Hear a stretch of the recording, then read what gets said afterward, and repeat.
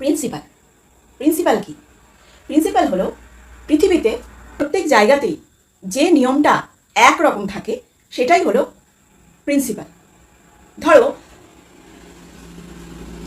ধরো পৃথিবীর যে কোনো জায়গায় সূর্য পূর্ব দিকে ওঠে, পশ্চিম দিকে অস্ত যায়, এটাই সব জায়গায় হয়। কোনো জায়গায় তো উল্টোটা হবে না।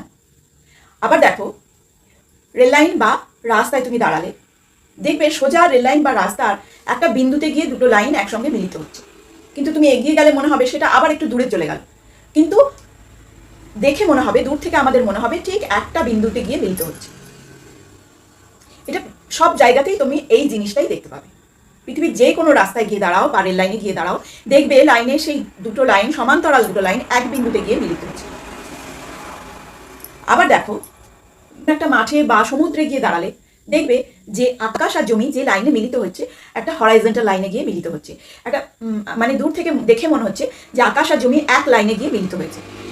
হ্যাঁ, আমরা এগোলে সেইটা আবার মনে হবে আর একটু দূরে চলে গেল, কিন্তু দেখে মনে হবে দূর থেকে যে একটা হরাইজন্টাল লাইনে গিয়ে মিলিত হয়েছে। এখন পার্সপেক্টিভ সম্বন্ধে আমি আলোচনা করবো, এইগুলো আমি বিস্তারিতভাবে জানাবো।